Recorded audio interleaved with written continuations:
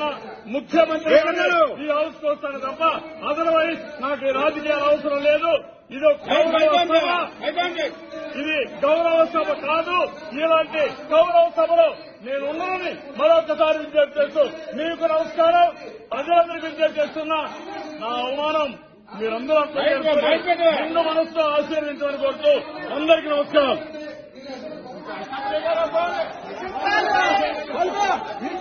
పత్రం స్టార్ట్ అయింది. మీకు పత్రం స్టార్ట్ అయింది. పత్రం స్టార్ట్ అయింది. మీకు పత్రం స్టార్ట్ అయింది. మళ్ళీ గవర్నమెంట్ లో వస్తాం. ఈ పత్రం స్టార్ట్ అయింది. పత్రం స్టార్ట్ అయింది.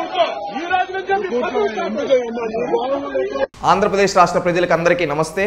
ఏంటంటే మీరందరూ ఒకటి గుర్తుపెట్టుకోవాలి. చంద్రబాబు నాయుడు గారు ఒకరోజు సభలో గత 1.5 సంవత్సరం క్రితం ఒక శపథం చేశాడు. ఎందుకంటే ఆ రోజు ఈ వైఎస్ఆర్సీపీ నాయకులు కొంతమంది ఆయన గురించి, ఆయన కుటుంబం గురించి తప్పుడు ఉద్దేశంతో కావాలనే ఆయన ఎట్టైనా మానసికంగా దెబ్బతీయాలనే ఉద్దేశంతో ఆ రోజు సభలో లేని వ్యక్తుల గురించి క్యారెక్టర్ అసాసినేషన్ చేస్తే ఈ విధంగా మాట్లాడారు.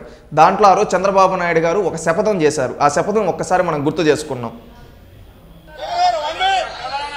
నేను స్టేట్మెంట్ ఇవ్వాలంటే కూడా మీరు ఇవ్వలేకుండా చేశారు కాబట్టి ఆగలేదు.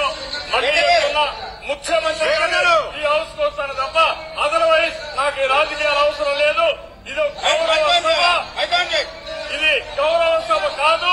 ఇలాంటి గౌరవ సభలో నేను ఉన్నానని మరొకసారి విజ్ఞప్తి చేస్తూ మీకు నమస్కారం. ప్రజలందరికీ విజ్ఞప్తి చేస్తున్నా. నా అవమానం మీరందరూ నిండు మనసుతో ఆశీర్వించమని కోరుతూ అందరికీ నమస్కారం.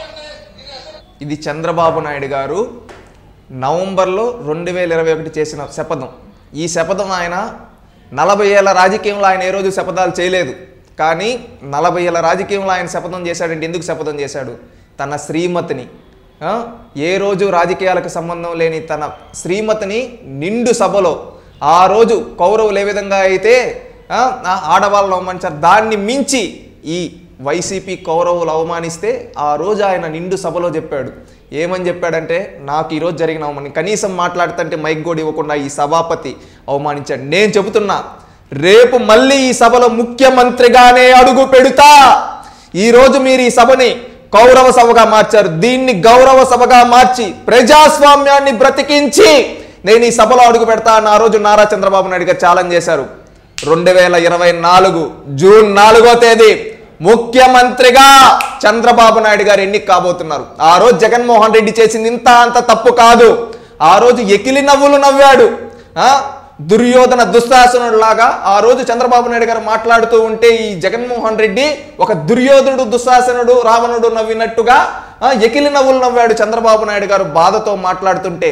ఈ రోజు దానికి ప్రతిఫలం అనుభవించుతూ ఉన్నాడు. ఆ రోజు నువ్వు చేసిన తప్పేంటో తెలుసా జగన్మోహన్ రెడ్డి?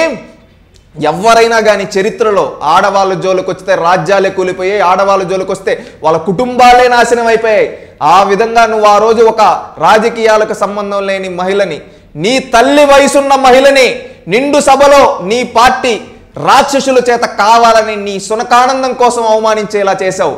అది నీ కుటుంబాన్ని, నీ ప్రభుత్వాన్ని, నీ పార్టీని, నీ రాజకీయ భవిష్యత్తుని దహించేసింది. గుర్తుపెట్టుకో, ఈరోజు చంద్రబాబు నాయుడు గారు చేసిన శపథం నిలబెట్టుకున్నాడు. రారాజులాగా మీసం తిప్పి శాసనసభలో అడుగు పెట్టబోతున్నాడు.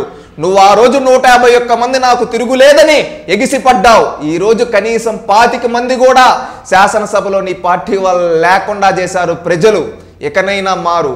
చంద్రబాబు నాయుడు గారు శపథం ఈ రోజు నెరవేరింది. ఆయన ఆ రోజు శపథం రాష్ట్ర ప్రజల కోసం, ప్రజాస్వామ్యాన్ని బతికించడం కోసం, ఆ కౌరవ సభని గౌరవ సభగా మార్చడం కోసం చేసిన శపథం ఈ రోజు నెరవేరింది. 5 కోట్ల ఆంధ్రుల సహాయంతో ఈ రోజు ప్రభుత్వం ఏర్పాటు చేయబోతున్నాడు. నీలాంటి రాక్షసుణ్ణి ప్రజాస్వామ్యంలో ప్రజల్ని చైతన్యపరిచి ఓడించాడు నిన్ను. 151 సీట్లకి ఎగిసిపడిన నిన్ను, నీ పార్టీని బంగాళాఖాతంలో కలిపాడు. నీకు రాజకీయ సమాధి కట్టాడు. అది చంద్రబాబు నాయుడు. అపర చాణక్యుడు అని ఆ రోజుల్లో చెప్పేవాళ్ళు. దాన్ని రిపీట్ చేశాడు. ఎంత ఓటమిని సైతమైనా తట్టుకొని మళ్ళీ ఘన విజయం దూసుకెళ్లొచ్చని నిరూపించాడు. చరిత్ర పునర్లిఖించాడు నారా చంద్రబాబు నాయుడు. గుర్తుపెట్టుకో, నీలాంటి వ్యక్తులు కొన్ని 100 జన్మలెత్తినా ఆయన కాలి గోటికి కూడా సరిపోరు. ప్రజలేదో గాల్లో ఒక్క అవకాశం ఇచ్చారు, దాన్ని నిలబెట్టుకో అంటే చరిత్రలో నిలిచిపోయింటావు. దానిని అపహాస్యం చేస్తూ ప్రత్యర్థులపైన కక్ష కట్టావు, ప్రత్యర్థి కుటుంబ సభ్యుల్ని, స్త్రీలను అవమానించావు, ఆడవాళ్ళని రోడ్లపైకి ఈడ్చినందుకు ఈరోజు నీ రాజకీయ పార్టీని నిన్ను రోడ్లపైకి ఈడ్చారు జనాలు. గుర్తుపెట్టుకో జగన్, ఈరోజు కురుసభ గౌరవ సభగా మారిపోతుంది. ఆంధ్రప్రదేశ్ రాష్ట్ర ప్రజలు రాక్షస సంహారం చేసి పండగ జరుపుకుంటున్నారు.